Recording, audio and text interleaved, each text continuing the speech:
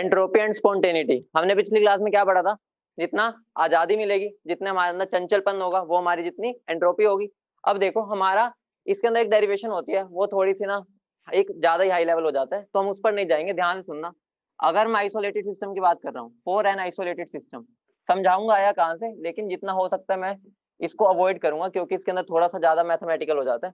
For an isolated system, ठीक है, हमारा जो डेल्टा एस सिस्टम होता है ना, वो ग्रेटर देन 0 होता है for a irreversible process, for a irreversible process. अब इसका मतलब समझाता हूँ, देखो ये वाली बात को ध्यान रखना। इंपॉर्टेंट लाइन क्या है, आइसोलेटेड सिस्टम होना चाहिए और उसमें हमारा इरिवर्सिबल प्रोसेस का डेल्टा एस सिस्टम जो होगा वो ग्रेटर देन 0 होगा। ठीक है, इतनी बात क्लियर है। ये हमारी डेरिवेशन होती है, उसमें नहीं जाएंगे क्योंकि देखो जो सा तुम समझ सकते थे वो मैंने बता दिया था, वो भी जरूरी नहीं था लेकिन बता देता हूँ। लेकिन ये बिल्कुल ही आउट ऑफ द बॉक्स हो जाता है, जरूरत नहीं है। तो ध्यान से सुनो, तुम दुनिया में कौन सा ऐसा सिस्टम मानते हो जो आइसोलेटेड है? बताओ, आइसोलेटेड सिस्टम कौन है पूरी दुनिया में? क्या आइसोलेटेड है? अरे कोई बड़ा बड़ा सोचो ना, इतना छोटा सा सोच रहे हो। हाँ, यूनिवर्स पे आओ, वो बोतल पे बैठे हो, ठीक है। तो हम क्या बोल सकते हैं, मेरा कोई आइसोलेटेड सिस्टम कौन है? यूनिवर्स। ठीक है, मैं पूरे यूनिवर्स को क्या मान सकता हूँ? Isolated system. तो अगर मैं, ये मेरा पूरा यूनिवर्स है, ठीक है, इतना है हमारा, ठीक है, यूनिवर्स। तो अगर इस यूनिवर्स को मैं दो हिस्सों में बांट दूं, ये मेरा क्या हो जाएगा, मान लो सिस्टम, और ये मेरा क्या हो गया, बाकी सराउंडिंग। ठीक है, मतलब मैंने यूनिवर्स लिया, यूनिवर्स को दो हिस्सों में बांट दिया, ऑब्वियस सी बात है, यूनिवर्स के अंदर हमारा सिस्टम भी होगा, सराउंडिंग भी होगा। तो अब बताओ, मेरा यहाँ पर जो सिस्टम हो गया वो कौन हुआ? यूनिवर्स। ठीक है, तो हम यूनिवर्स लिख सकते हैं ग्रेटर देन 0। ठीक है, अब यूनिवर्स के अंदर कौन कौन बैठा है? कौन है ये? सिस्टम और सराउंडिंग। तो मैं क्या बोल सकता हूँ, delta S system plus delta S surrounding क्या हो जाएगा, ग्रेटर देन 0। इसको मैं डेल्टा एस टोटल भी बोल सकता हूँ। तो मेरा फाइनल फॉर्मूला क्या बन गया, delta S total greater than 0। मतलब कि अगर मुझे बताना है मेरी प्रोसेस स्पॉन्टेनियस है या नहीं, तो हम क्या देखेंगे, मेरा डेल्टा एस जो टोटल होना चाहिए वो ग्रेटर देन 0 होना चाहिए। समझ गए? ठीक है, अब बात आती है कि सर हमारा इसमें क्या कमी रह गई थी। बेटा ये जो सिस्टम होता है ना, अगर हम सिस्टम के हिसाब से चलते हैं ना, कई प्रोसेसेस के लिए सिस्टम की अगर वैल्यू देखेंगे ना पॉजिटिव आएगी, हमें लगा ये तो दौड़ दौड़ की होगी, लेकिन वो नॉन स्पॉन्टेनियस होती है। क्यों? क्योंकि उसका डेल्टा एस टोटल नेगेटिव होता है। ठीक है, तो हमें इस पर फोकस करना है, सिस्टम पर नहीं करते हैं, क्योंकि हमें पूरा एंट्रोपी देखना होता है, सिस्टम और सराउंडिंग का ग्रेटर देन 0 होना चाहिए। ठीक है, तो हमारा फाइनल रिजल्ट क्या आ गया, ये समझिए। तो हमें कभी भी अगर स्पॉन्टेनियस प्रोसेस देखने हैं तो यही देखना है कि मेरा डेल्टा एस टोटल, टोटल में कौन कौन आ जाएगा, सिस्टम भी और सराउंडिंग भी, दोनों का ग्रेटर देन 0 होना चाहिए। नोट कर लो फटाफट। ठीक है, कई बोलते सर सिस्टम में क्या कमी रह गई थी, सिस्टम में यही कमी थी कि कईयों के लिए हमारे पॉजिटिव होता है, लेकिन जो पूरी नेट प्रोसेस होती है वो स्पॉन्टेनियस नहीं होती। तो उसका रीजन क्या होता है, उसका सिस्टम जब ऐड होता है तो वो लेस देन 0 हो जाता है उसमें। ठीक है, आगे बढ़े। देखो अगर हम, मैं एक चार्ट सा बना दूं, चार्ट भी क्या है, मेरा डेल्टा एस जो टोटल होगा वो ग्रेटर देन 0 होगा, किसके लिए? वो आइसोलेटेड तो हो गया, इरिवर्सिबल प्रोसेस के लिए, मतलब कि स्पॉन्टेनियस प्रोसेस के लिए। ठीक है, अगर मेरा delta S total less than 0 हो जाए, क्या हो जाएगा, नॉन स्पॉन्टेनियस। अब मुझे एक बात बताओ, डेल्टा एस टोटल इक्विलिब्रियम पे क्या होगा, 0। समझाता हूं कैसे, देखो मेरी प्रोसेस अगर रिवर्सिबल है तो चल रही है, आराम से चलेगी। तो मान लो वो चल रही है प्रोसेस, मैं ऐसे मान लेता हूँ चल रही है, तो उसकी एंट्रोपी बढ़ती जाएगी, क्योंकि हमने पढ़ा है इरिवर्सिबल प्रोसेस के लिए क्या होती है, बढ़ती है। स्पॉन्टेनियस प्रोसेस है मतलब चल रही है, तो उसकी एंट्रोपी बढ़ती जा रही है, मैं एंट्रोपी दिखा रहा हूँ, बढ़ती जा रही है, बढ़ती जा रही है। एक टाइम ऐसा भी आएगा ना कि अगर मेरा इक्विलिब्रियम अटेन हो गया, तो इक्विलिब्रियम के बाद जाके क्या हो जाएगा, मैक्सिमम। तो मतलब वो उसके बाद बढ़ेगी नहीं। इसका मतलब क्या हो गया, मेरी इक्विलिब्रियम पर क्या होती है, डेल्टा एस मैक्सिमम। मतलब क्या हो गया, इक्विलिब्रियम कब आता है, एक इरिवर्सिबल प्रोसेस होने के बाद ही आता है ना, मतलब एक जगह पर मैं पहुंचूंगा तभी मेरा इक्विलिब्रियम अटेन होता है। तो ये बात ध्यान रखना, ये जो मैं डेल्टा एस टोटल होता है ना, वो मैक्सिमम होता है। एक तरह से हम बोल सकते हैं इक्विलिब्रियम जो होता है, इक्विलिब्रियम पर मेरा डेल्टा एस टोटल मैक्सिमम होता है। तो लिख लेना उस बात को भी, delta S is maximum at equilibrium for a irreversible process. मान लो जब वो इक्विलिब्रियम अटेन करेगा, ठीक है। द एंट्रोपी ऑफ एन, लिख लो, the entropy of an isolated system is maximum at equilibrium, क्योंकि रिवर्सिबल प्रोसेस एक टाइम पर जाके इक्विलिब्रियम अटेन कर लेती है ज्यादातर, सबकी बात नहीं कर रहे। क्योंकि यहाँ पर देख लिया तुमने, इक्विलिब्रियम जब आया उसके बाद तो बढ़ी नहीं रही है। ठीक है, लिख लिया, आगे बढ़े। तुमने लिख लिया, बता दो एक बार, ऑनलाइन जनता लिख लिया, समझ गए सब? ठीक है, अब ध्यान से सुनो मेरी बात। अब मैं एक इंपॉर्टेंट, अब हम सेकंड लॉ हमने पूरा पढ़ लिया है, बस उसकी स्टेटमेंट्स लिख के आते हैं। तो लिखो स्टेटमेंट ऑफ सेकंड लॉ, बहुत सारी स्टेटमेंट्स है, हम सबको बस समझेंगे, रट्टा कोई से ने कुछ नहीं मारना। Statements of second law,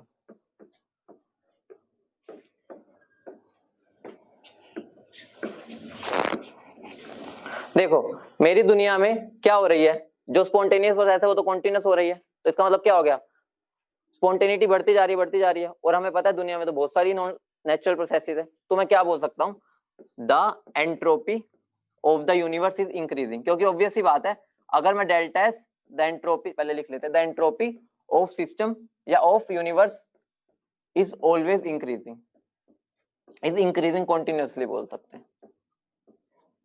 obvious ही बात है, अगर मेरी कोई प्रोसेस लगातार होती जा रही है, नेचुरल प्रोसेस एक तरह से डेली हो रही है लगातार, इसका मतलब क्या हो गया, वो स्पॉन्टेनियस प्रोसेस है, उनके लिए क्या होता है, delta S total greater than 0। तो इसका मतलब क्या हो गया, मेरी सिस्टम, मेरा यूनिवर्स जो है उसकी क्या हो रही है, एंट्रोपी बढ़ती जा रही है लगातार। ये मेरी पहली स्टेटमेंट हो गई, किसकी, सेकंड लॉ की। ठीक है, दूसरी देखो, हमने क्या पढ़ा था, इसका एफिशिएंसी का फॉर्मूला 1 - T2/T1 था, या 1 - T1/T2 था, सॉरी यही था। ठीक है, अब मुझे बताओ, अगर मुझे ईटा को 1 करना है, ऑब्वियस ही बात है एफिशिएंसी मैक्सिमम लानी है, तो मुझे क्या करना पड़ेगा, या तो इसको 0 या इसको इन्फिनिटी, एक ही बात है। इसको 0 करूंगा तो भी 1, क्या इसको 0 करना पॉसिबल है, बिल्कुल भी नहीं। क्या इसको इन्फिनिटी करना पॉसिबल है, बिल्कुल भी नहीं। इसका मतलब क्या हो गया, एफिशिएंसी किसी भी सिस्टम की या किसी भी हमारे हीट इंजन की मैक्स 100% नहीं हो सकती। तो दूसरी स्टेटमेंट क्या होगी, efficiency of a heat engine can't be 100%।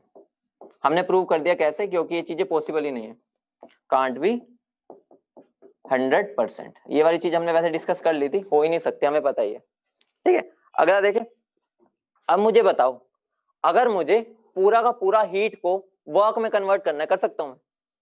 नहीं कर सकता। क्यों नहीं कर सकता, क्योंकि कुछ ना कुछ वेस्ट हो जाता है। तो मैं क्या बोल सकता हूं, तीसरी स्टेटमेंट क्या लिख सकता हूं, it is impossible, it is impossible to convert 100% heat into work. इसका मतलब क्या हो गया, मैं जो हार्डवर्क कर रहा हूं उसको मैं 100% नहीं कन्वर्ट कर सकता, वरना सबकी रैंक 1 होती। लेकिन एक बात बताओ, क्या मैं सारा का सारे वर्क को हीट में कन्वर्ट कर सकता हूं? तुम बताओ, जितना मर्जी पढ़ लो, एंड में तुम्हें अगर सत्यानाश मारना है तो आराम से मार सकते हो 100%, मतलब 0 नंबर ला सकते हो ना अपने पेपर में। मतलब एक तरह से हम सारे के सारे हीट को वर्क में कन्वर्ट नहीं कर सकते, लेकिन हम वर्क को सबको हीट में कन्वर्ट कर सकते हैं। ऑब्वियस सी बात है, वेस्टेज ही है, वेस्टेज जितनी मर्जी करा लो तुमसे, मैं तुम्हें बोलूंगा 24 घंटे वेस्ट कर दो, सब कर देंगे। सबको बोलूंगा 24 घंटे यूटिलाइज कर लो, कोई भी नहीं कर पाएगा, एक आधा होगा, वो भी शायद ही। ठीक है, तो मतलब क्या हो गया, वर्क को हम हीट में कन्वर्ट कर सकते हैं, वेस्टेज ही तो है ये, लेकिन सारी की सारी हीट को वर्क में कन्वर्ट नहीं कर सकते। इसको नोट बना के लिख लेना, स्टेटमेंट नहीं है लेकिन पता होना चाहिए। मतलब कि हम सारी की सारी, बेटा कार्नोट इंजन 1 एफिशिएंसी नहीं देता, 1 देता होता तो ये वाली चीजें पॉसिबल होनी चाहिए। कार्नोट साइकिल 1 से हमेशा कम ही देता है, यही तो हम बोल रहे हैं कि 0 और इंफिनिटी हो ही नहीं सकते। अगर हो नहीं सकते तो ये 1 हो ही नहीं सकती।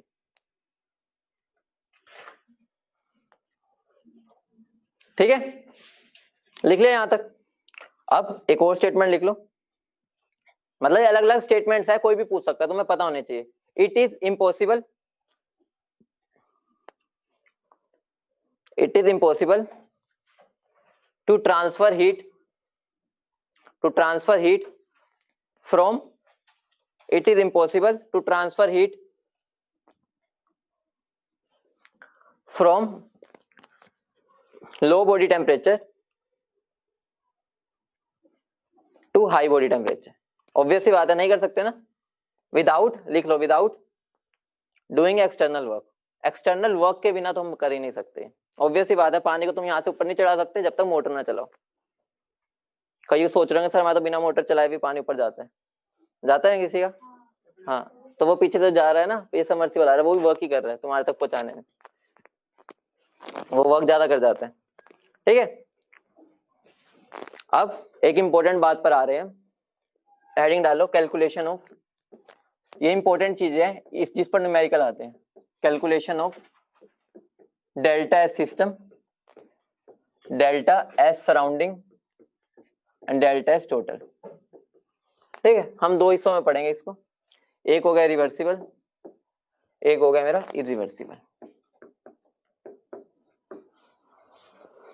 तुम मुझे ये एक बात बता दो, रिवर्सिबल सिस्टम इनडायरेक्टली इक्विलिब्रियम ही होता है ना, इनडायरेक्टली वही अटेन होता है। रिवर्सिबल प्रोसेस में क्या होता है, हर स्टेप पर मेरा इक्विलिब्रियम होता है। तो मेरे को बता दो यहाँ पर अभी हमने क्या रिलेशन पढ़ा है, डेल्टा एस टोटल क्या होगा, जीरो। ऑब्वियस ही बात है, डेल्टा एस टोटल का जीरो का मतलब क्या है, वो चेंज नहीं होगा, वो टोटल उसका कांस्टेंट ही रहेगा। अगर ये इसको मैं कैसे लिख सकता हूँ, delta S system plus delta S surrounding rate is equal to zero. ठीक है, तो मेरा क्या बन गया, डेल्टा एस सिस्टम जो होगा किसके equal, minus of delta S surrounding. ये तो बहुत बेसिक चीज है, बहुत बार पूछी जाती है, ये सबको 100% आनी चाहिए, इंपॉर्टेंट चीज है ये, 100% पता होनी चाहिए। लेकिन जो दूसरा खेल है वो है मजेदार। मान लो मेरी एक प्रोसेस है ए से बी, चलो पहले नोट करो फिर बताता हूँ, एक मिनट नोट कर लो। कर लिया, अब मजेदार खेल आने वाला है, ध्यान से देखना। कर लिया सबने, ऑनलाइन जनता कर लिया, चलो अब ध्यान से सुनना। मान लो मैं इरिवर्सिबल प्रोसेस से गया हूँ, ठीक है, तो यहाँ पर मेरा क्यू क्या होगा, क्यू इरिवर्सिबल। तो मेरा डेल्टा एस सिस्टम अगर मैं लिखूं तो वो क्या होगा, क्यू इरिवर्सिबल बाय टी। बोलो हाँ या ना, होगा, बोलो होगा, क्यों होगा। मैंने कल क्या बताया था, कभी भी मैं इरिवर्सिबल अगर लिख देता हूं तो मैं उसको डेल्टा एस बोल ही नहीं सकता। मतलब क्या होगा, ये तो भाई मैं लिख ही नहीं सकता। क्यों नहीं लिख सकता भाई, नहीं लिख सकता क्यों, क्यू इरिवर्सिबिलिटी हमने कल देखा था, वो डेल्टा एस हो ही नहीं सकता क्योंकि वो स्टेट फंक्शन आता ही नहीं है। अब मुझे एक बात बताओ, अगर मैं ऐसे नहीं लिख सकता, क्या मैं एंट्रोपी नहीं निकाल सकता। अभी हम इतनी देर से क्या बोल रहे हैं, स्पॉन्टेनियस ये वो, मतलब निकाल सकते हैं। तुम मुझे बताओ, अगर ये मेरा स्टेट फंक्शन है तो वो पाथ पर तो डिपेंड ही नहीं करेगा, चाहे रिवर्सिबल जाऊं चाहे इरिवर्सिबल जाऊं। तो मैं क्या मान लेता हूं, मैं रिवर्सिबल इमेजिनरी पाथ मान सकता हूं इसमें, मतलब इमेजिनरी मैंने पाथ मान लिया जो रिवर्सिबल है, मान सकते हैं क्योंकि हमें पता है एंट्रोपी की वैल्यू तो वही आनी है, क्योंकि ऑब्वियस सी बात है ये स्टेट फंक्शन है, अगर एंट्रोपी तो जो मेरा रिवर्सिबल में आई है सिस्टम की, रिवर्सिबल में भी वो आएगी। तो हम इसको लिखते कैसे, लिखने का ढंग है ये, डेल्टा सिस्टम क्या हो जाएगा, क्यू रिवर्सिबल कौन से वाला, इमेजिनरी बाय टी। अब ये ना सोचना इमेजिनरी हम अपनी मर्जी से कुछ भी इमेजिन कर देंगे, वो तुमसे पूछेगा नहीं, ये कंसेप्चुअल चीज थी कि हम इसको ऐसे नहीं लेकिन ऐसे निकाल सकते हैं, जो इसकी वैल्यू आनी है वो सेम टू सेम इसके जैसी आएगी, ये मैं पहले बता देता हूँ। ठीक है, ये बस लिखने का तरीका है कि मैं ऐसे नहीं लिख सकता, तो मैं एक इमेजिन कर लूंगा रिवर्सिबल पाथ जिसकी हेल्प से मैं डेल्टा सिस्टम को डिफाइन कर सकता हूँ। ठीक है, ऐसे तो मैं कर ही नहीं पा रहा था, तो मैं इसकी हेल्प से डिफाइन कर सकता हूँ। और अब एक मजेदार चीज आने वाली है, इतना नोट करो, एक चीज बताता हूँ फटाफट, वो थोड़ी सी कॉम्प्लिकेटेड है लेकिन उसको सिंप्लीफाई करने की कोशिश करेंगे, समझ जाना, नहीं भी आया तो कोई दिक्कत नहीं, ऐसे आ जाएगा। ठीक है, तो आगे जाके जब मैं तुमसे बोलूंगा ना डेल्टा सिस्टम रिवर्सिबल में क्या है, तो जो इसकी वैल्यू होगी अभी निकालेंगे वही इसकी वैल्यू होगी रिवर्सिबल में। ठीक है, वो अभी आगे बताऊंगा, हमें ये नहीं सोच के निकालना, हमें जो इसकी निकालनी है वो इसकी। रीजन क्या है, क्योंकि एंट्रोपी स्टेट फंक्शन है, वो स्टेट पर ही डिपेंड करती है, तो पाथ पर तो डिपेंड करती ही नहीं। ठीक है, अब ध्यान से सुनना, बहुत मजेदार खेल आने वाला है। इसको मैं हटा दूं, हटा दूं ना इसको, बोलो हटा दूं, ऑनलाइन जनता बताना एक बार। चलो अब इंटरेस्टिंग खेल है, देखो ध्यान से सुनना। मान लो मैं यहाँ खड़ा हूँ, जैसे अभी यहाँ खड़ा हूँ ना, ये मैं खड़ा हूँ, ये तुम सारे बैठे हो, ठीक है, तीन पैर नहीं है तुम्हारे, दो ही है, गलती से नहीं है। ठीक है, ये तुम सारे बैठे हो, मजे से बैठे हो यहाँ पर। मैं सोचा आज मेरा हैप्पी बर्थडे, मैं तुम्हें टॉफियां बांटता हूँ। ठीक है, तो मान लो भाई, इमेजिन है। ठीक है, तो 6 बंदे बैठे हैं, 6 है, तुम जितने भी बैठे हो मान लो ये बैठे हैं। मैंने सोचा यहाँ पर 6 नहीं तो मान लो 20 बंदे बैठे, 20 मान लो। ठीक है, 20 मान लो, तो यहाँ से मैंने 20 टॉफी फेंकी, तो क्या होगा, एक एक सब झपट लेंगे। फेंक रहा हूं मैं, नीचे नहीं आ रहा, एक सब झपट लेंगे। ठीक है, अब मैंने क्या सोचा, मैंने तो 20 टॉफी जो फेंकी है, अब मैं सोच रहा हूँ मैं ना इकट्ठे 100 टॉफियां फेंक दूं। ठीक है, मैंने एकदम फेंक दी सारी की सारी, मतलब कि जितनी मेरे पास थी सारी फेंक दी, लूट लो जितनी लूटनी है। तो तुम बताओ, तुम 100 की 100 कैच कर लोगे, कुछ कर लेंगे, वो उनकी खूबी होगी, उनको प्रैक्टिस होगी। बाकी क्या मैं 100 की 100 या 1000 फेंक देता हूँ, क्या तुम सारी उठा लोगे, कुछ में टैलेंट है, वो पता है, वो 100 की 100 भी ऐसे पकड़ लेंगे, ठीक है। बाकी अगर मैं इंसानों की बात करूं, नॉर्मल बच्चों की, तुम्हारी नहीं, नॉर्मल बच्चों की बात करूं, क्या वो 1000 के 1000 टॉफी इकट्ठे पकड़ लेंगे? तो भी इस चीज को मैं जहां बोल रहा हूँ वहां कनेक्ट करना। जब मैं 20 टॉफी फेंक रहा था तो मैं आराम आराम से फेंक रहा था ना एक एक, तो वो कैसी प्रोसेस थी? रिवर्सिबल। तो जो ये में तुम बैठे थे, तुम भी धीरे धीरे उठा रहे थे, सारी रिवर्सिबल ही ले रहे थे, मतलब धीरे धीरे हो रहा था इनडायरेक्ट। रिवर्सिबल का मतलब स्लोली, और इरिवर्सिबल तेज होता है। अब जब मैंने 1000 फेंकी, 1000 मतलब क्या हो गया, मैंने कहा लो जितने लेनी है ले लो, तो मैंने अब कैसे फेंकी है? इरिवर्सिबल। क्या तुमने रिवर्सिबली कलेक्ट कर पाए हो? तुमने तो अभी भी रिवर्सिबल ही किया। ऑब्वियस ही बात है, तुमने 1000 के 1000 तो नहीं पकड़ी, नीचे पड़ी हुई है, कोई उधर धक्के धुक्के मार के उठा रहे हो, लेकिन स्लोली स्लोली उठा रहे हो, क्योंकि सारे तो उठा नहीं सकते। तो भी तुमने कैसे हीट को उठाया है? रिवर्सिबली। यही बात को मैं वहां कनेक्ट करूंगा कि अगर मेरा सिस्टम है ना, वो इरिवर्सिबली भी हीट को फेंक रहा है, तो जो मेरा सिस्टम होगा वो उस हीट को कैसे एब्जॉर्ब करेगा? रिवर्सिबली। इसका एक और बढ़िया सा एग्जांपल देता हूँ। अब सर्दी आ गई ना, कल तो बहुत ठंड थी, ठीक है, तुम यहाँ पर सारे बैठे हो बच्चे, ठीक है, इसके आसपास सारे बैठे हो, तुम अगर एक बात बताओ, यहाँ से जो मेरी हीट निकल रही है वो तो एकदम निकल रही है, ठीक है, मान सकते हो। अगर सिस्टम में इतनी काबिलियत होती, इरिवर्सिबल मतलब फास्टली सारी हीट को एब्जॉर्ब कर लेता, क्या तुम्हारे हाथों को गर्माहट महसूस होती? वो तो सिस्टम ही खा, पूरा यूनिवर्स ही खा जाता, जो बाहर की वो होती है। इसका मतलब क्या हो गया? जो बाहर मेरा ये पूरा होता है ना, जो एटमोस्फेयर, वो भी उसको हीट को कैसे एब्जॉर्ब कर रहा है? रिवर्सिबली, धीरे धीरे, तभी तो तुम्हारे हाथों को गर्माहट महसूस हो पाती है। तो इस बात को यहाँ कनेक्ट करेंगे अभी, तो लिख लो। वापस चलते हैं पिछले वाले पेज पे। इतनी बात समझ गए ना? ठीक है। अब मैं क्या बोल सकता हूं, मेरा जो डेल्टा एस सराउंडिंग होगा, ठीक है, डेल्टा एस सराउंडिंग, तो मैं क्या लिख सकता हूं उसको? Q reversible surrounding by T. Obvious ही बात है, मैंने इमेजिन ही कर रखा है, ये होता तो नहीं है। अब मुझे बता दो, क्यू रिवर्सिबल जो सराउंडिंग होगा किसके इक्वल होगा? जो मैंने इरिवर्सिबल हीट दिया, ऑब्वियस ही बात है, उठाओगे तुम 1000 की 1000 टॉफी है ना, तो इसका मतलब क्या हो गया?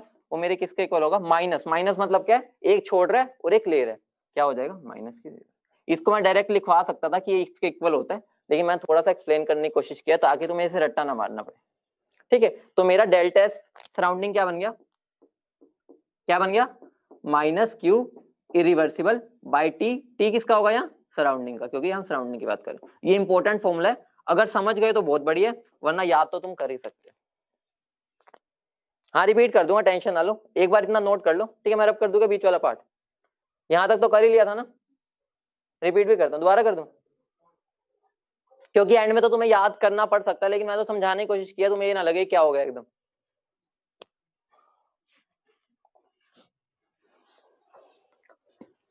ठीक है, यहाँ के बाद मेरा कौन सा स्टेप आया है? यहीं पे थे ना, इसके बाद मैंने कौन सा लिख दिया? ये वाला।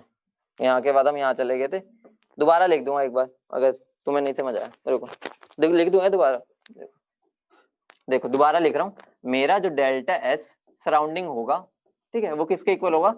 क्यू रिवर्सिबल सराउंडिंग के, मतलब उसने रिवर्सिबली कितनी हीट ली है बाई टी, क्योंकि मैं तुम्हें बता दिया सराउंडिंग तो हमेशा रिवर्सिबल ही लेते हैं। तो यहाँ पर तो मेरा टेम्परेचर तो सराउंडिंग का ही आएगा, ऑब्वियस सी बात है। और अब मैंने अच्छे से तुम्हें समझा दिया, क्यू रिवर्सिबल जो सराउंडिंग होता है, जो उसने हीट एब्जॉर्ब किया है, वो किसके इक्वल है? क्योंकि इरिवर्सिबल प्रोसेस है, minus of Q irreversible. Minus sign बस क्या बता रहा है? इसने दी है, इसने ली है, दोनों का अपोजिट साइन है बस। तो मैं यहाँ पर क्या लिख सकता हूँ? Q irreversible by T surrounding. ये मेरा फॉर्मूला बन गया डेल्टा एस सराउंडिंग का, ठीक है। अभी समझा देता हूँ, देखो ध्यान से सुनना। सराउंडिंग की बात की थी मैंने, अभी यही बात समझाई है।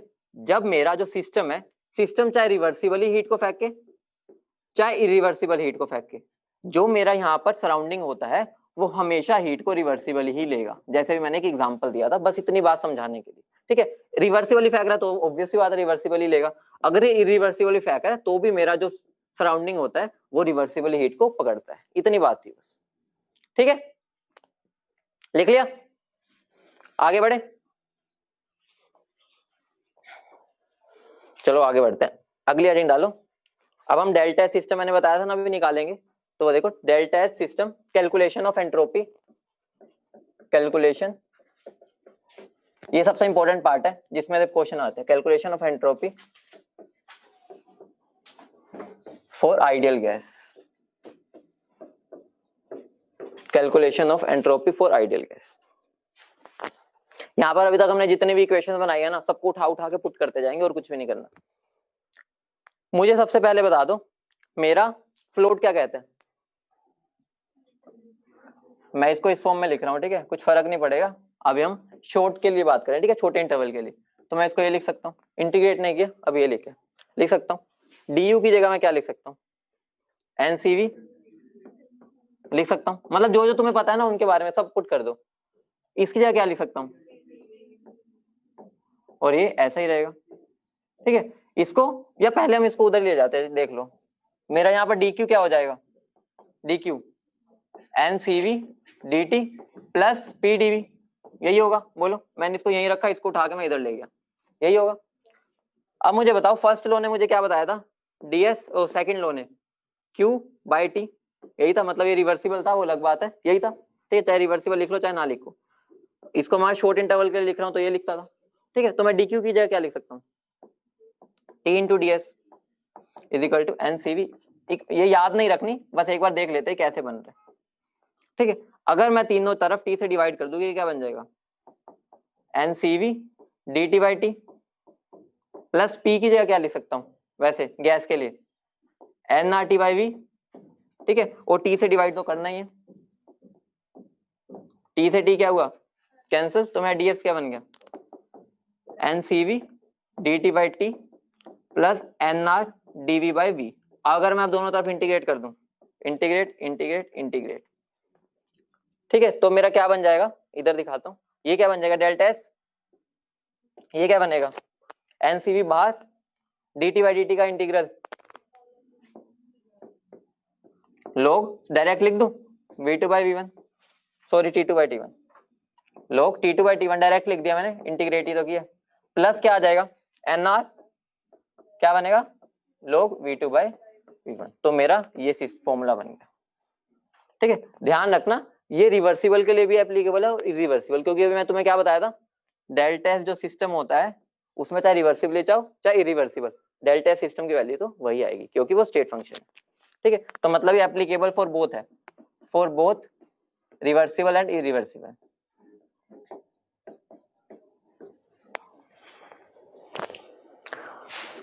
बोयल बाबा के पास चले, बोयल बाबा ने हमें क्या बता रखा है, यही बताया हुआ है। तो मैं v2 बाई वी वन की जगह क्या लिख सकता हूँ, p1 बाई p2, तो बस उसको रिप्लेस कर दो। लेकिन जब रिप्लेस करेंगे तो एक और चेंज आएगा, उसकी डेरिवेशन में नहीं जा रहा, बस नॉर्मल देखो, cp की जगह क्या आ जाएगा, cp, तो ncp log t2 by t1 plus nr log p1 by p2। इस बात का ध्यान देना, वो एग्जामिनर बस ये देख लेना, वो प्रेशर दे रहा है तो ये इक्वेशन यूज कर लो, वॉल्यूम दे रहा है तो ये इक्वेशन यूज कर लो, जैसे आइसोथर्मल प्रोसेस में करते थे। डेरिवेशन याद नहीं करनी, एंड में फॉर्मूला यूज होने, लेकिन डेरिवेशन में तो कुछ है ही नहीं। तीन इक्वेशन अभी तक हमने निकाली है, फर्स्ट लॉ की, एंट्रोपी की और डेल्टा यू की, तीनों बस पुट की है। दोबारा बता रहा हूं, अगर सबसे ज्यादा क्वेश्चन थर्मोडायनेमिक्स में आते हैं तो वो इसमें से आते हैं, इन फॉर्मूलेस पे सबसे ज्यादा क्वेश्चन।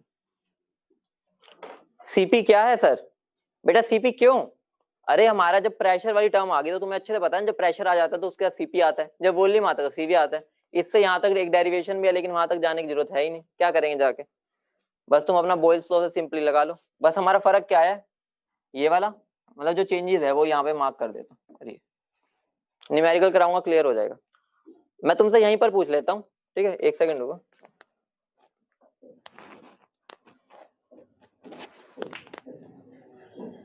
ठीक है, अब मैं तुमसे यहीं पर एक चीज पूछ लेता हूं, अगर मेरी प्रोसेस आइसोथर्मल है तो एंट्रोपी का फॉर्मूला क्या हो जाएगा, इतना तुम्हें पता ही है।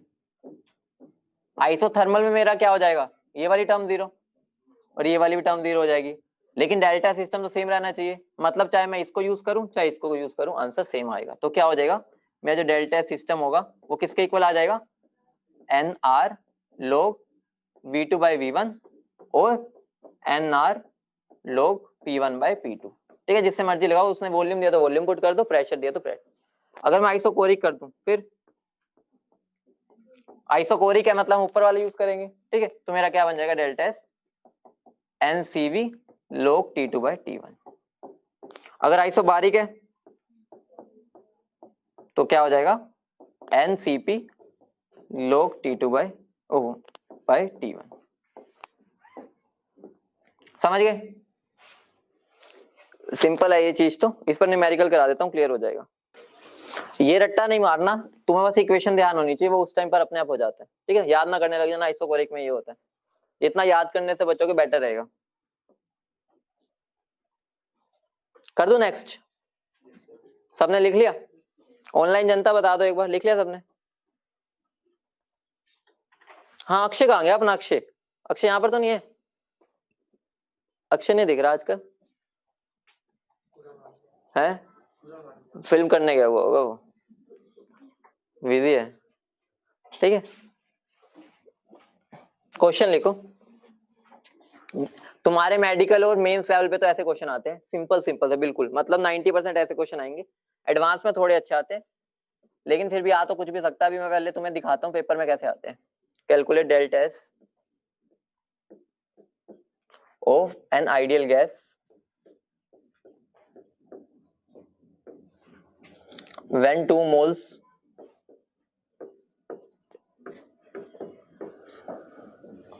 of gas expands isothermally from 20 atm to 2 atm। इसका आंसर बता दो, कैलोरीज में ही बता देना। तो यहाँ पे कौन सा फॉर्मूला लगेगा मेरा? आइसोथर्मल है, आइसोथर्मल के बाद उन्होंने प्रेशर दिया है, तो क्या लगेगा बोलो? वो तो ठीक है, लगेगा क्या ये बताओ? N R log P1 by P2। ठीक है, तो मेरा n क्या बन जाएगा? 2, r क्या मेरा 2 मान लेते हैं। ठीक है, इसको 2.303 कर लेते हैं ताकि log में हो जाए। P1 क्या मेरा 20/2, तो ये क्या बन गया 10। log 10 क्या होता है 1, तो इसको मल्टीप्लाई करेंगे तो क्या आ जाएगा 9.2, हमारा आंसर आ गया। ठीक है, अगला क्वेश्चन दो।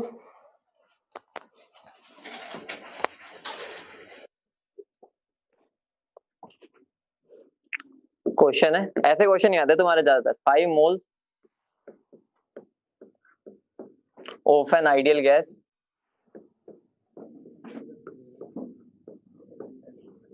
expands isobarically। इतने में फॉर्मूला लिख लो, आइसोबारिक बोल दिया तो मैंने, टाइम बचेगा। such that its temperature increases from 27 degree to 127 degree Celsius. मान के चलो जो मेरी गैस है वो मोनो एटॉमिक है, मोनो है।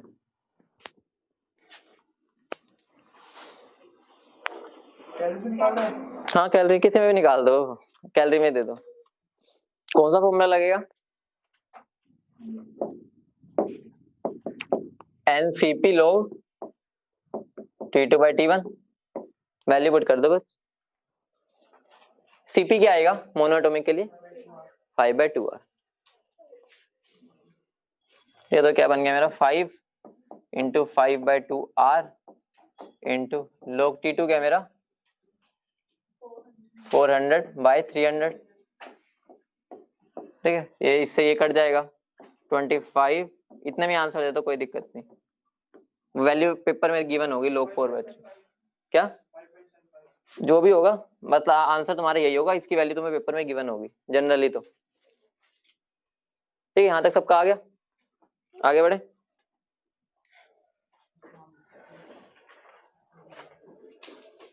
ठीक है, अब क्वेश्चन तो ऐसे सिंपल सिंपल होते हैं, उनको छोड़ो।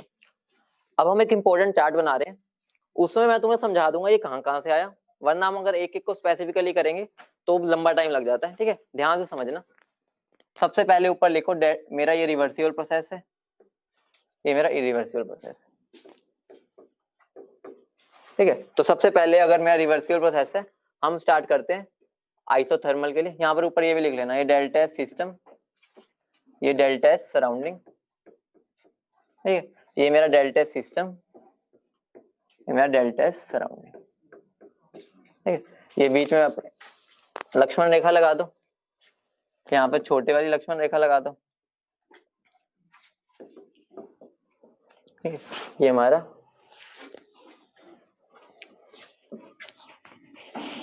अगर मैं यहाँ पर अब बात कर रहा हूँ आइसोथर्मल की, आइसोथर्मल मुझे बता दो, आइसोथर्मल में गैस की बात कर रहे हैं, डेल्टा सिस्टम क्या आया था अभी हमारा, बोलो।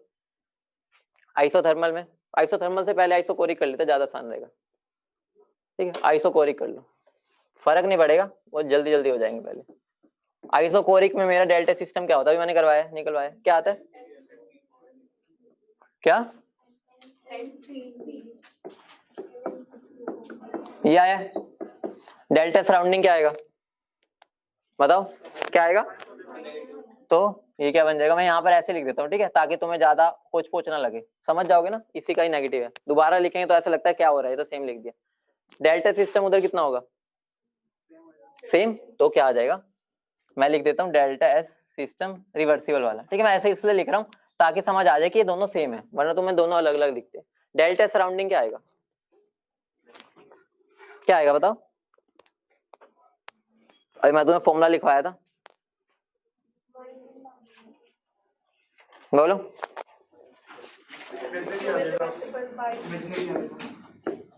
हम लोग डायरेक्ट अब निकाल ही लिया ना, क्या आया था, minus Q reversible by T, लेकिन एग्जाम में क्यू रिवर्सिबल हो तो तुम्हें देगा ही नहीं। एक और तरीका मुझे बताओ, आइसोकोरिक में अगर मैं फर्स्ट लो लगाता हूं तो मेरा क्यू किसके इक्वल आता होता है,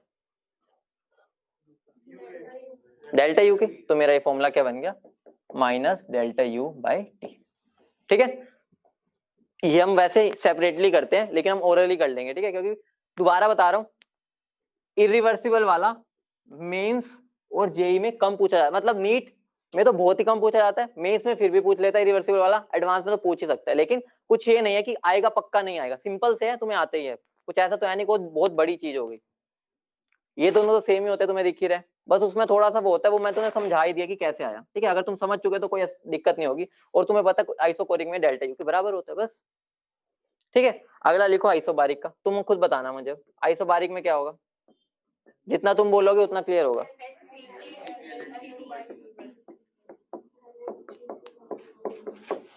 अभी ऑनलाइन जनता बताएगी, यहाँ क्या आएगा, ऑनलाइन जनता बता दो, आर क्या है, कौन सा आर, आर कौन सा दिख रहा है इधर, ये टी क्या है, कौन सा टी, बेटा यहाँ पर ये टी टेम्परेचर है ना, ध्यान रखना है, सराउंडिंग क्या है,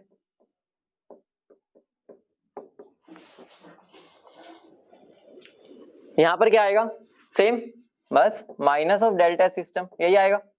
यहाँ क्या आएगा, अब मुझे बता दो यहाँ क्या आएगा, बोलो क्या आएगा। आइसोबारिक में मैं क्यू इरिवर्सिबल क्या लिख सकता हूँ, बोलो,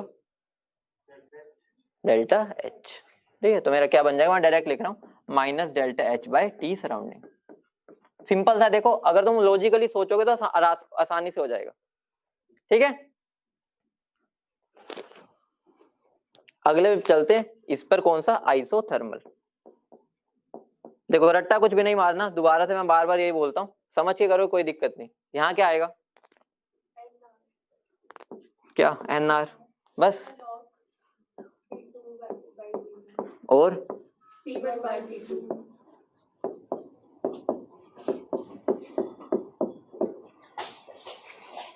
ठीक है। यहाँ पर क्या आ जाएगा, सेम, यहाँ पर भी सेम, लास्ट पॉइंट में क्या आएगा, देखते लास्ट खेले वाला कौन बता पाता है, लॉजिकली सोचो, अगर तुमने यहाँ बता दिया रट्टा कभी जिंदगी में नहीं मारना पड़ेगा। यहाँ क्या आएगा, अपना दिमाग लगा के, थोड़ा सा दिमाग लगाओ, W बाय टी, ठीक है। तो W इरिवर्सिबल बाय टी, ठीक है, क्योंकि माइनस क्यू ही तो W के बराबर होता है, तो माइनस का साइन भी हट जाए, कुछ मुश्किल तो नहीं है, सिंपल सी चीज है, ठीक है। सारे टी सराउंडिंग है। अब एडियाबैटिक की बात करते हैं, उसमें थोड़ा सोचना थोड़ा मुश्किल है, ये मैं समझा, मतलब इसकी ज्यादा डिटेल में नहीं जाएंगे, बहुत कम पूछा जाता है, ठीक है। तो यहाँ पर मेरा क्या होगा, एडियाबैटिक में क्यू जीरो है, ठीक है, तो ये जीरो होगा, ये जीरो है तो ये भी जीरो होगा, ठीक है।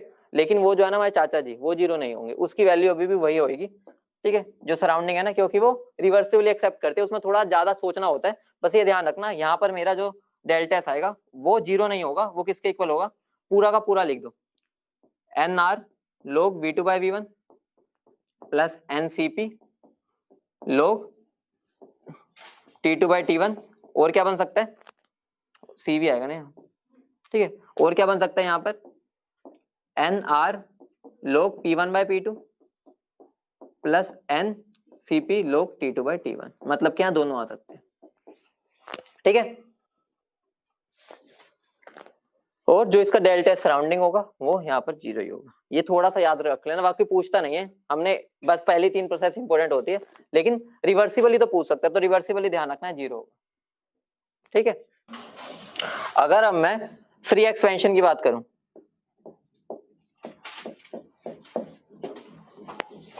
अगर मैं फ्री एक्सपेंशन की बात करूं तो ये क्या होंगे, सोचना। फ्री एक्सपेंशन कैसी होती है, रिवर्सिबल, तो यहाँ तो कुछ नहीं आएगा, ठेंगा ठेंगा, क्योंकि रिवर्सिबल प्रोसेस है, तो यहाँ पर तो नहीं आएगा। यहाँ पर मुझे बताओ, हमारी वो एडियाबैटिक भी होती है, आइसोथर्मल भी होती है, ठीक है। अगर एडियाबैटिक मानते हैं तो ये लगा सकता हूँ, ठीक है, और एडियाबैटिक के साथ आइसोथर्मल भी है, तो कौन सी टर्म 0 हो जाएगी, ये वाली और ये वाली। तो मैं डेल्टा एस का फॉर्मूला क्या बन जाएगा, एन आर log V2/V1 और एन आर log P1/P2। दोबारा बोल रहा हूँ, इरिवर्सिबल वाला 2-3 क्वेश्चन की प्रैक्टिस कर लेना, फॉर्मूले तो सिंपल है, बस ये सारे तुमने समझ लिए, बस इसका थोड़ा सा ध्यान रख लेना, ये तो इसके थ्रू ही हो जाएगा, ठीक है, और इसका ये भी 0 ही होगा, ठीक है। ये लास्ट वाला, ये वाला, बाकी इतना तुमसे पूछता है नहीं, मेडिकल में तो खास कर नहीं पूछता, मेंस में भी रेयर चांस होते हैं, ये पहले 3 बहुत इंपॉर्टेंट होते हैं, ठीक है, समझ गए, लिख लिया। इसके लिए हमने क्यों नहीं डिफाइन की, क्योंकि रिवर्सिबली तो होता ही नहीं। अगली हेडिंग डालो, entropy calculation for solids and liquid, cooling या हीटिंग ऐसे लिख लो, एंट्रोपी कैलकुलेशन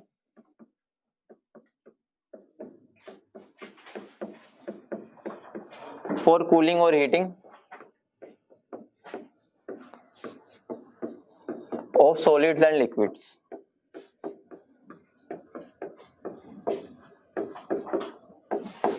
ठीक है, ध्यान रखना, जब भी हम इनकी हीटिंग करते हैं ना, तो हम जब भी सॉलिड और लिक्विड को हीट करते हैं हम कांस्टेंट प्रेशर पर होता है, तो अगर कांस्टेंट प्रेशर है तो डेल्टा एस का फॉर्मूला क्या बन जाएगा, इनडायरेक्टली अगर मैं बोलूं क्या बनेगा, डेल्टा एच बाई टी, या इसको मैं डी एच लिख देता हूं, यही बनेगा। क्यू रिवर्सिबल होता है ना, क्यू रिवर्सिबल की जगह मैं डी एच लिख सकता हूँ, आइसोबारिक है, बाई टी लिख सकता हूँ। अगर मैं दोनों तरफ इंटीग्रेट करूं, डेल्टा एच को मैं क्या लिख सकता हूँ, N C P D T, end में फॉर्मूला वही आ जाएगा, बस मैं समझा रहा हूँ, ठीक है। तो मेरा क्या बन जाएगा, delta S is equal to, तुम्हें अच्छे से पता है सॉलिड्स और लिक्विड के लिए सीपी टेम्परेचर पे डिपेंडेंट होता है, जनरली बताया था मैंने, वो टेम्परेचर पे डिपेंडेंट होता है, तो हम इसका फॉर्मूला नॉर्मली ऐसे लिख देते हैं, ठीक है, N C P D T, direct मतलब ऐसे लिख देते हैं, वो जो वैल्यू देगा उसके हिसाब से कर लेंगे। अगर इंडिपेंडेंट होगा तो तुम्हें अच्छे से पता है, इंडिपेंडेंट में तो डेल्टा एस का वही फॉर्मूला आ जाएगा, N C P log T2/T1, यही आ जाएगा ना, अभी हमने किया था। मतलब इनडायरेक्टली मैं क्या बोलूं, सॉलिड और लिक्विड की हीटिंग करेंगे तो एंट्रोपी का फॉर्मूला वही रहेगा जो आइसोबारिक प्रोसेस में होता है, ठीक है। और अगर दूसरा हो जाता है इंडिपेंडेंट, तो इंटीग्रेट तो करना ही पड़ेगा। एक क्वेश्चन करवाता हूं, वहां से क्लियर हो जाएगा। क्वेश्चन लिखो,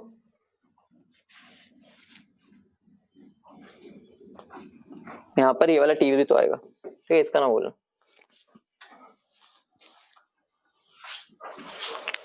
नोट कर लिया, आगे बढ़ते हैं। बस हमारा कल तक कोशिश करेंगे थर्मोडायनेमिक्स खत्म हो जाए, फिर थर्मोकेमिस्ट्री 2 या 3 दिन, फिर खत्म। Find delta S when 2.5 mole of water is heated from 27 degrees Celsius to 287, assuming heat capacity is constant। मतलब मैंने तुम्हें बोल ही दिया कांस्टेंट है, assuming heat capacity is constant। Constant है मतलब में कोई दिक्कत ही नहीं, वेरिएबल होती तो दिक्कत होती, ठीक है। और तुझे वैल्यू भी कुछ गिवन है, तुम्हारा Cp m H2O लिक्विड। इसका मतलब क्या है, H2O लिक्विड वाले का मैंने Cp दे रखा है, वो मेरा क्या है 4.2 जूल पर केल्विन पर ग्राम। इस क्वेश्चन को कर दो। देखो सबसे पहले तो यहाँ पहचानो मेरा वाटर कौन सी स्टेट में है, वाटर लिक्विड में, तो मतलब हमने कौन सा केस हो गया ये, एंट्रोपी कैलकुलेशन फॉर हीटिंग या कूलिंग ऑफ लिक्विड। तो उसके लिए फॉर्मूला क्या था मेरा डेल्टा एस का, अगर मैं नॉर्मल लिखता हूं पहले, ठीक है, क्या था एनसीपी dt बाई टी, यही था इसका इंटीग्रेशन। लेकिन मुझे पता है सीपी तो कांस्टेंट गिवन है तो बाहर आ जाएगा, तो फॉर्मूला मेरा बन क्या गया NCP log T2 by T1। And में वही फॉर्मूला बन गया जो हम अभी तक यूज करते हुए आ रहे थे। इसमें वैल्यूज पुट करो, एन की क्या पुट की है, सीपी की, इसकी, इसको सोल्व कर दिया और आंसर आ गया, और ये गलत है। हाँ वही तो मैं कह रहा हूँ, तो मैंने गलत क्यों डाला है, एक मिनट रुको, अभी सबको पहले फ्लो में तो आने दो, ठीक है। तो यहाँ पर हमारा क्या है, ये इस यूनिट को देखना है। मैंने सिंपल क्वेश्चन दिया लेकिन उसमें कुछ ना कुछ एक तो घपला होगा ही होगा। अगर ये पर ग्राम है, हमें मोल पर मोल में कन्वर्ट करना है, तो क्या करना पड़ेगा, इसको मल्टीप्लाई बाय 18। ऑब्वियस सी बात है, 1 ग्राम के लिए अगर इतना है तो 18 ग्राम के लिए कितना होगा, 18 से मल्टीप्लाई, तो क्या बन जाएगा 4.2 इंटू 18 जूल पर केल्विन पर मोल। यहाँ पर तुमने फंस गए सारे के सारे, तो यहाँ पर मेरा क्या बनेगा, ये 2.5 इंटू 4.2 इंटू 18 इंटू log 6/5, ये तुम्हारा आंसर बनेगा। तो इस बात का ध्यान देना वो तुम्हें सीपी और सीवी की वैल्यू भी कैसी दे रहे हैं, ठीक है। इसका आंसर आ जाएगा 34.2, यही आ रहा है, ये नहीं आ रहा, चलो मैं तो वैसे बता रहा हूँ, नहीं आया ना कोई, मैं बता रहा हूँ ना 34.02 जूल पर केल्विन, ठीक है, जूल में ही है ना, हाँ। ये तुम्हारा आंसर आएगा। यूनिट इसकी जूल पर केल्विन होती है, पता ना एंट्रोपी की। अरे तुम टेंशन ना लो, लोग की वैल्यू यही सोल्व करके ये आएगा। तो बस मैं ये बता रहा था, यहाँ तक सबका सही हो जाना चाहिए, आगे तो तुम कर लोगे, उसमें कुछ है नहीं। चलो जो भी आ रही है, मैं तो आंसर ही लिख दिया, 34 के राउंड आएगा, ठीक है, समझ गए कहाँ गलती हुई है। इसको पहले ऐसे लिख के काटा मारा करो अगर सीखना चाहते हो। अगर इसको फटाफट रब करके पहले लिखोगे नहीं, सीधा यहाँ वाला लिखोगे तो कभी नहीं सीखोगे। आगे बढ़े, अगले हेडिंग डालो, रिवर्सिबल फेज ट्रांसफॉर्मेशन। बहुत सिंपल चीज है, और लेकिन इस पर भी बहुत इंपॉर्टेंट है, बहुत ज्यादा क्वेश्चन आते हैं। रिवर्सिबल फेज ट्रांसफॉर्मेशन के लिए एंट्रोपी, ये मैंने पीछे करवाया भी था शायद।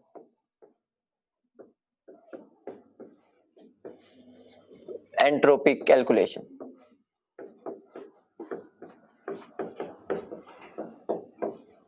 फोन आ रहा है,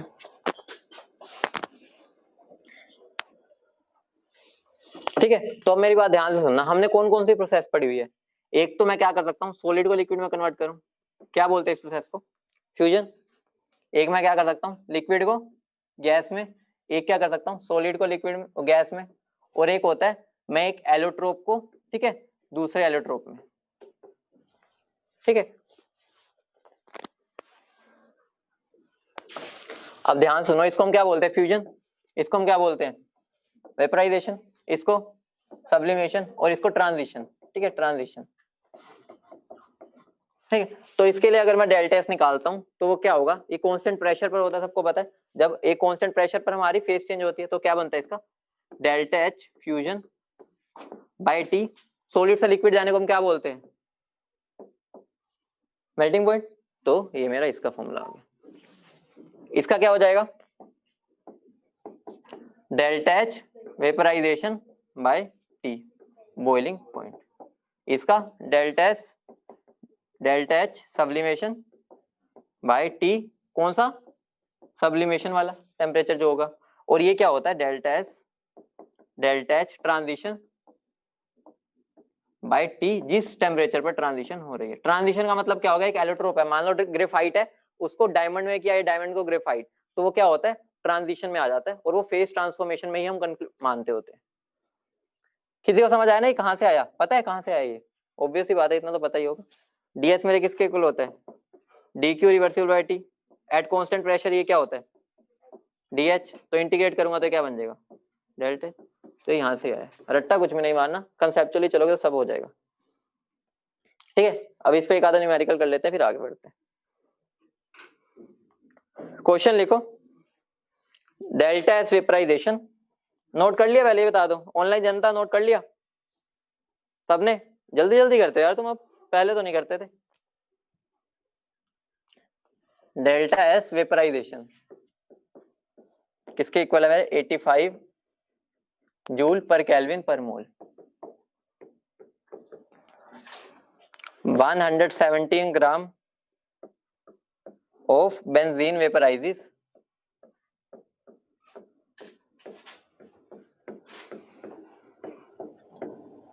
at its boiling point. At its boiling point. Calculate delta surrounding.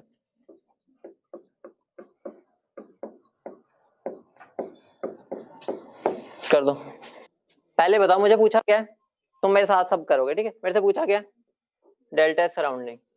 तो सराउंडिंग का मेरे पास कोई डायरेक्ट फॉर्मूला है? पहले देखो प्रोसेस रिवर्सिबल है इरिवर्सिबल, यही चीज देखनी है तुमने, अगर देख लिया तो हो जाएगा। कैसी प्रोसेस है बोलो भाई? फेस चेंज कैसी प्रोसेस होती है? रिवर्सिबल होती है। तो घबरा क्यों रहे हो? वेपराइजेस का मतलब क्या हो गया? हमने उसका फेस ट्रांसफॉर्म किया। अगर फेस ट्रांसफॉर्म किया तो ये मेरी कैसी प्रोसेस हो गई? रिवर्सिबल। और रिवर्सिबल में मेरा डेल्टा एस टोटल क्या होता है?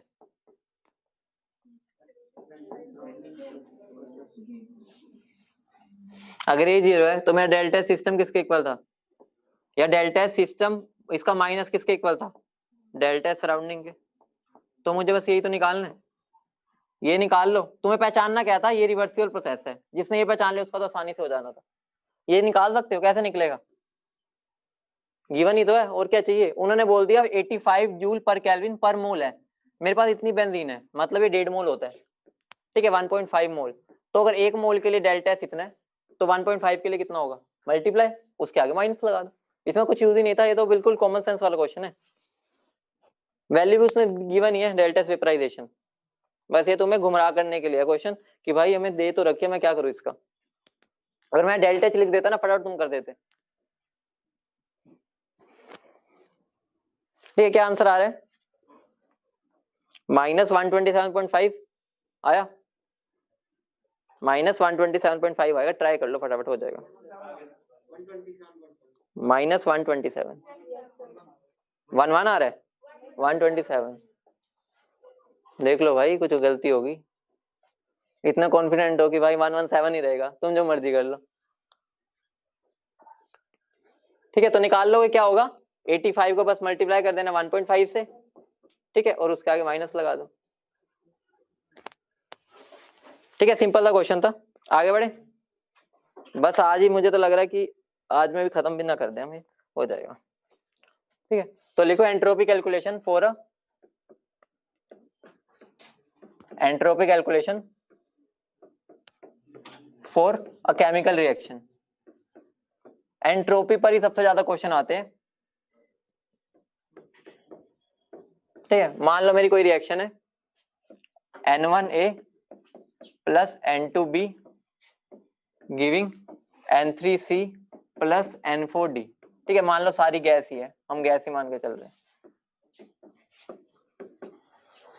ठीक है, तो अगर मुझे क्या करना है, एंट्रोपी फॉर रिएक्शन लिखना है, हम उसको ऐसे लिख देते हैं डेल्टा एस आर। आर बोले तो हमारा रिएक्शन के लिए। ठीक है, और कई बार नोट भी दिया होता है, तो नोट से घबराना मत। नोट मतलब बस स्टैंडर्ड की बात कर रहे हैं कि हमने स्टैंडर्ड कंडीशंस पे किया। तो वो क्या होगा? समीशन ऑफ एनपी, ठीक है, एस आर, ठीक है, माइनस, और यहाँ पर भी आएगा। ये फॉर्मूला ज्यादा बेकार लगता है देखने में, उससे बेटर है हम ऐसे लिख दे इसको, लेकिन एक बार तो लिख ही लेते हैं। अरे यार, NP SP minus NR SR. ठीक है, इसका मतलब ये बात जाए भाड़ में, हमें मतलब समझना है इसका क्या होगा। मतलब क्या वो देखो, मुझे क्या करना है, कुछ भी नहीं करना। इसकी स्टोइकियोमेट्री, ठीक है, उसको मल्टीप्लाई कर दो उसकी एंट्रोपी जो गिवन होगी, प्लस इसकी स्टोइकियोमेट्री मल्टीप्लाई कर दो इसकी एंट्रोपी जो गिवन होगी, माइनस इसकी स्टोइकियोमेट्री उसके एंट्रोपी से मल्टीप्लाई, और इसकी एंट्रोपी और उसकी स्टोइकियोमेट्री को मल्टीप्लाई करना। मतलब कुछ भी नहीं होगा, प्रोडक्ट माइनस रिएक्टेंट। अगर मैं शॉर्ट में बोलूँ ना प्रोडक्ट माइनस रिएक्टेंट, मतलब ध्यान रखो स्टोइकियोमेट्री को उसकी एंट्रोपी से मल्टीप्लाई करते हुए करते जाना है, ठीक है। तो ये फॉर्मूला तो देख के ज्यादा गंदा सा लगता है, पता नहीं क्या ही चल रहा है, तो उससे बेटर बस ये ध्यान रखो प्रोडक्ट माइनस रिएक्टेंट, लेकिन स्टोइकियोमेट्री उनके साथ चलती रहेगी, ठीक है। वो दहेज में साथ जाती जाती है स्टोइकियोमेट्री के साथ। क्वेश्चन लिखो, वहां से ज्यादा क्लियर होगा।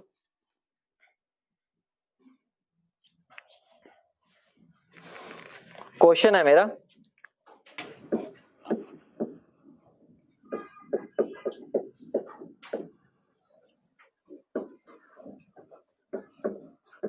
इसमें सॉलिड लिक्विड कुछ ना देखना, ठीक है। एंट्रोपी एंट्रोपी होती है।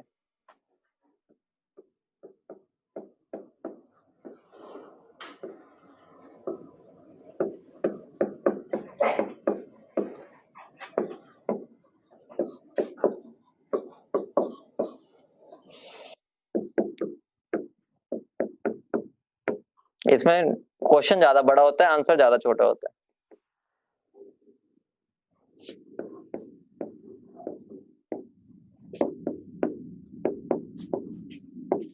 मैंने बैलेंस करके भी दे दिए, तो वो टाइम भी तुम्हारा बच जाएगा।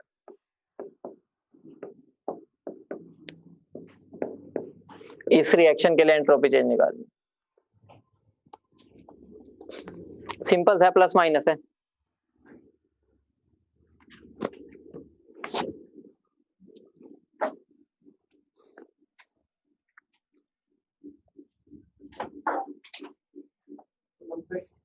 क्या आएगा?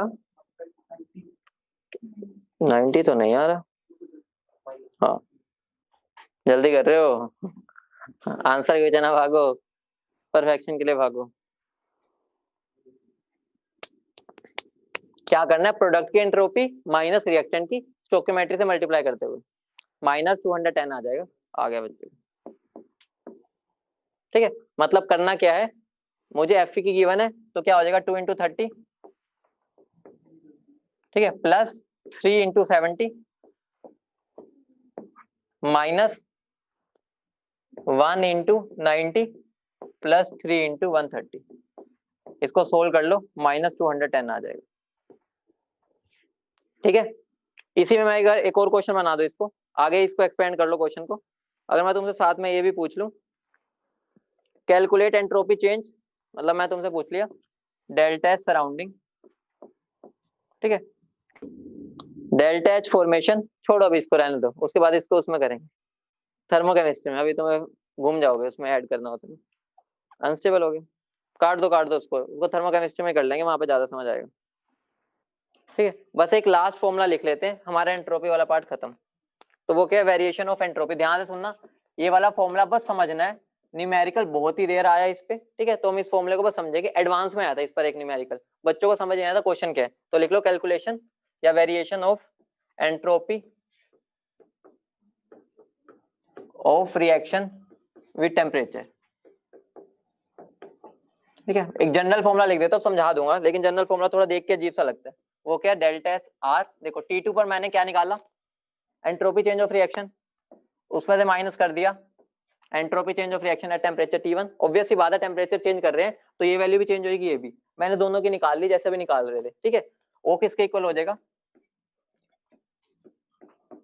डेल्टा, मतलब कि सीपी का प्रोडक्ट माइनस रिएक्टेंट करके डेल्टा सीपी निकाल लेना, इनटू क्या हो जाता है मेरा ये log T2/T1। मतलब है कुछ भी नहीं, मेरा एक फॉर्मूला होता था ना, delta S is equal to N CP log T2/T1, यही होता था ना, ये सीपी। मुझे क्या करना है, अब मेरे दो डिफरेंट टेम्परेचर है, तो मैंने डेल्टा एस एक निकाला, ये निकाला, दोनों को माइनस किया, ठीक है। और जब मैं इन दोनों को माइनस करूंगा दो डिफरेंट को, तो सीपी की वैल्यू दोनों के लिए डिफरेंट होगी, ठीक है। तो मेरा क्या आ जाएगा, डेल्टा एस सीपी आर। मतलब क्या करना है, प्रोडक्ट की सीपी माइनस रिएक्टेंट की सीपी कर देना, ठीक है। ये फॉर्मूला पर न्यूमेरिकल बता रहा हूँ, एडवांस में आया था एक बार, शायद ये 2 साल पहले आया था। तो ये फॉर्मूला को यूज कैसे करना है, वो तुम्हें क्या दे देगा कि इस एट टेम्परेचर मान लो 300 केल्विन पर तुम्हारी एंट्रोपी है x, ऐसे दे देगा, ठीक है। और बोलेगा 400 केल्विन पर एंट्रोपी क्या होगी, और तुम्हें कोई रिएक्शन दे देगा a + b गिविंग c, मान लो कोई रिएक्शन दे दी, तो उसका तुम सीपी निकाल सकते हो, प्रोडक्ट माइनस, मतलब इसका सीपी निकाल लो, माइनस कर दो इसका और सीपी ऐड करके, समझ रहे हो। इसका सीपी जैसे मान लो मैं दे देता हूँ तुम्हें, ये वाला ही दे देता हूँ, H2 + ½ O2 ठीक है, मान लो ये गैसियस है, मैं बस हाइपोथेटिकल ले रहा हूँ, ये सारे गैस है, ठीक है। तो मुझे बता दो यहाँ पर सीपी डेल्टा सीपीआर क्या होगा इसके अंदर, मतलब कुछ भी नहीं, इसका सीपी निकालेंगे, ठीक है, और उसमें से इन दोनों के सीपी को माइनस कर देंगे अलोंग विद देयर स्टोइकियोमेट्री, ठीक है। इसका सीपी क्या होगा बताना, 3 है, क्या होता है, नॉन लीनियर है, तो नॉन लीनियर के लिए क्या होता है, तो 3R। सीपी इसके लिए निकालोगे क्या आएगा डायटोमिक के लिए, और मल्टीप्लाई कर देंगे हम 2 से, ठीक है। आगे ये 1/2 से, इसके लिए क्या हो जाएगा भाई, सीपी निकालना है ना, तो इसको 1 से मल्टीप्लाई करेंगे, मतलब क्या होगा, इसमें से इन दोनों का सम माइनस कर देंगे। आता नहीं है वही बता रहा हूँ, एक बार रेयर क्वेश्चन आया, अप्लाई कैसे करना है वो बता दिया, क्योंकि इसके अंदर कोई इसका O2 का हमारा वो होता है ना, हाँ तो इसका सब वो आएगा, ठीक है, फिर तो इसमें भी हो जाएगा, ठीक। तो हम उसकी बात कर रहे हैं कि वहां बस सीपी लिखना है, मतलब माइनस कैसे करना है, ठीक है। आगे बढ़े, क्या टाइम हो गया, अभी तो है 10 मिनट, क्वेश्चन कर लेते हैं एक आधा, क्वेश्चन से बेटर है थर्ड लो कर लो, वो भी उड़ा देते हैं आज। इस पर दोबारा बोल रहा हूँ, न्यूमेरिकल इसलिए नहीं करवा रहा क्योंकि नहीं आता, एक बार एडवांस में आया, हमने समझ लिया अप्लाई कैसे करना है, बिल्कुल सिंपल होगा, बिल्कुल वैल्यूज पुट करनी है। अब लिखो थर्ड लो ऑफ थर्मोडायनेमिक्स, ये तो 2 मिनट का बस, थर्ड लॉ ऑफ थर्मोडायनेमिक्स। अब मुझे एक बात बताओ, अभी तक हमने सारे जो स्टेट फंक्शन थे क्या लिखते थे, डेल्टा एच, ठीक है, इसको हमने डेल्टा यू लिखा, इसको डेल्टा एस। डेल्टा एस को कृष्ण भगवान ने क्या दे दिया, वरदान दे दिया। वो वरदान क्या दिया कि भाई तुम्हारा तो मैं एग्जैक्ट वैल्यू, एब्सोल्यूट वैल्यू नहीं निकाल सकता। एब्सोल्यूट वैल्यू क्या होता है, क्या होता है, मतलब कि एच की वैल्यू डायरेक्ट, इसमें यू की वैल्यू नहीं निकाल सकता, इसकी भी नहीं निकाल सकता, क्योंकि हम यही निकालते हुए आ रहे हैं, लेकिन एस में हम एब्सोल्यूट वैल्यू एस की निकाल सकते हैं। तो थर्ड लॉ ने हमारी यही हेल्प की थी। उसने पता क्या बोला, पागल बनाया, एक तरह से पागल बना मान लो। उसने क्या बोला, अगर मेरा कोई प्योर क्रिस्टलाइन सॉलिड है, मतलब प्योर होना चाहिए और वो क्रिस्टलाइन सॉलिड होना चाहिए, ठीक है। अगर प्योर क्रिस्टलाइन सॉलिड है तो उन्होंने क्या बोला, अगर मेरे पास ऐसा कोई सॉलिड है, ठीक है, ऐसा सॉलिड मैं यूज करता हूं, तो उसके लिए अगर मैं 0 केल्विन पर एंट्रोपी निकालूंगा तो वो होगी 0, मतलब रेफरेंस बना दिया उन्होंने उसको, क्योंकि ऑब्वियस सी बात है वो हिल ही नहीं पाएगा, सॉलिड प्योर क्रिस्टलाइन, मतलब ये बेचारा यहीं का यहीं खड़ा रह जाएगा, यहीं का यहीं खड़ा रह गया, मतलब वो हिल, मतलब उसके अंदर कुछ रैंडमनेस तो आएगी नहीं। तो हमने क्या मान लिया, 0 केल्विन पर उसकी एंट्रोपी है 0। तो ये मेरा थर्ड लॉ यही कहता है। थर्ड लॉ कुछ भी नहीं है, वो कहता है 0 केल्विन पर मेरी प्योर क्रिस्टलाइन सॉलिड की वैल्यू 0 होती है। अगर मैं तुम्हें एक बात बोलूं, मैंने एक सॉलिड लिया, मैं गया लैब में, उसकी एंट्रोपी निकाली, उसकी 0 नहीं आई है 0 केल्विन पे, तो वो कैसा है, सब्सटेंस, मतलब वो मतलब प्योर क्रिस्टलाइन सॉलिड तो नहीं है, ठीक है। तो मैं क्या वहां से जज कर सकता हूँ कि मेरा वो प्योर क्रिस्टलाइन सॉलिड नहीं था। तो ये लिख लो, third law of thermodynamics, for a pure crystalline solid, for a pure crystalline solid the entropy is 0 at 0 Kelvin. The entropy is 0 at 0 Kelvin.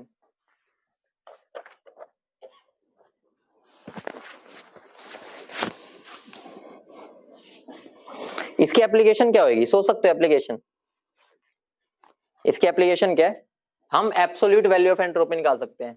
Application क्या है इसकी, we can calculate absolute entropy, we can calculate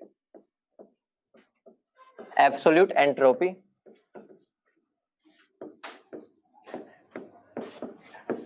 entropy for a substance. मतलब क्या हो गया, हम किसी भी सिस्टम के लिए एब्सोल्यूट एंट्रोपी निकाल सकते हैं। कैसे, मान लो देखो, मान लो मेरा एक कोई एक्स है जो एक सॉलिड है, ठीक है, उसको मैंने क्या लेके गया, एक्स सॉलिड, ठीक है। मान लो मैं यहाँ पे T1 पर था और यहाँ पर T2, यहाँ पर T1 मेरा मान लो 0 केल्विन है, ठीक है, हमने स्टार्ट 0 से किया।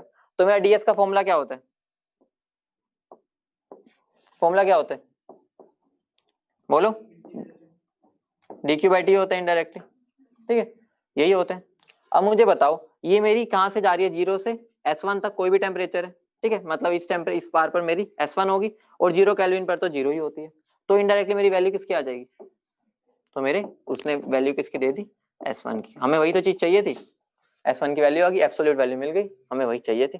ठीक है, हम तुमसे वो यूज नहीं करवाएगा, मतलब पता होना चाहिए हमें से थर्ड लॉ का एप्लीकेशन के, ठीक है, ठीक है, समझ गए ना इतनी बात। तो अगर सॉलिड की बात कर रहे हो तो तुम्हें पता ही है, डी क्यू की जगह मैं क्या लिख सकता हूँ, डीएच, डीएच की जगह क्या लिख सकता हूँ, एनसीपी dt।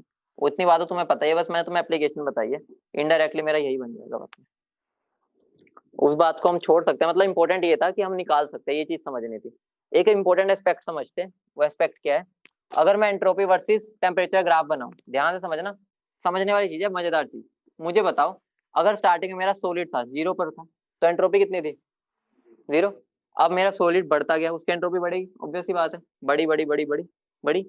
मान लो अब ये पॉइंट ऐसा आ गया कि अब इसका फेस चेंज हो रहा है, फेस चेंज पर तुम बताओ टेम्परेचर सेम रहता है, लेकिन एंट्रोपी तो बढ़ती है, तो मेरी एंट्रोपी सीधी बढ़ेगी, टेम्परेचर कांस्टेंट बढ़ेगी। उसके बाद अब मेरा पूरा किस में कन्वर्ट हो गया, लिक्विड। दोबारा से एंट्रोपी बढ़ी, फिर क्या होएगा, गैस में जाने लगेगा, फेस चेंज, टेम्परेचर कांस्टेंट, और फिर ये ऐसे।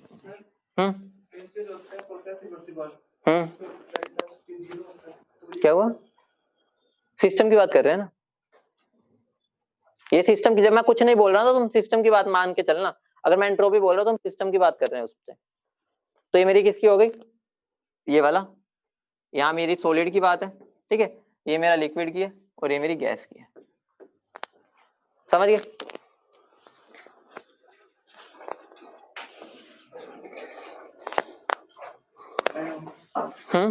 टाइम हो गया, कोई नहीं, खत्म तो कर लें। ये वाला पार्ट गिव्स फ्री एनर्जी बचेगा बस, अब वो कल खत्म कर देंगे। क्या गिव्स फ्री एनर्जी, तो कुछ भी नहीं है, वो तो वरदान है कृष्ण भगवान का, ठीक है। एक चीज बस मुझे एक्सप्लेन कर दो, क्वेश्चन नहीं दे रहा, उस पर एक्सप्लेन कर दो बस। मान लो मेरा H2O है, ठीक है, 300 केल्विन पे है, ठीक है, ये मेरा लिक्विड है, ये मैं H2O लिक्विड पे लेके गया 400 केल्विन पे, गैस सॉरी। मुझे इस प्रोसेस का रिएक्शन का एंट्रोपी बता दो, एंट्रोपी चेंज, और ये रिवर्सिबल प्रोसेस होती है जनरली, अगर मैं एक एरो से दिखा रहा हूँ, क्या होगा, मैं लिक्विड पे था, 400 केल्विन पे गया, डेल्टा एस निकालना है, निकाल सकते हो, कैसे निकलेगा, देखो इसको साइक्लिक बनाते हैं, कैसे साइक्लिक बनाते हैं, न्यूमेरिकल नहीं करवा रहा, बस समझना है प्रोसेस कैसे चलाते हैं। मुझे बताओ 300 केल्विन पर लिक्विड है, कब ये गैस में कन्वर्ट होगा, तो मैं क्या लेके जाऊंगा इसको, H2 लड़ेगा लिक्विड में, लेकिन 373, ठीक है। उसके बाद मैं इसको इसकी फेस चेंज करूंगा, फेस चेंज होगी तो क्या आएगा, H2 गैस 373। उसके बाद मैं इसको गैस से गैस में, यहाँ पर एंट्रोपी कितनी होती है, डेल्टा एस, अभी मैंने बताया था लिक्विड में क्या यूज होता है, एनसीपी लो T2/T1, अभी हमने पढ़ा था प्रेशर कांस्टेंट होता है, इसके लिए क्या होती है, delta H by T vaporisation. इसके लिए क्या होगा, अगर हम कांस्टेंट प्रेशर पर कर रहे हैं तो एनसीपी log T2/T1। मतलब इन तीनों को ऐड कर दो, तुम्हारा इस रिएक्शन के लिए एंट्रोपी चेंज आ जाएगा, मतलब साइकिल चलाना आना चाहिए। न्यूमेरिकल नहीं करवाऊंगा, इतना इंपॉर्टेंट नहीं है, लेकिन साइकिल को समझना इंपॉर्टेंट है। अगर वो ऐसी प्रोसेस दे देता है तो तुम्हें ये वाली चीज और वो वाली चीज को यूज करना है, और हमें ये निकालना है, ठीक है, क्योंकि तुम्हें पता है स्टेट फंक्शन है, उसकी वैल्यू इस पर तो पाथ पर तो डिपेंड करेगी नहीं, उसकी वैल्यू वही आएगी।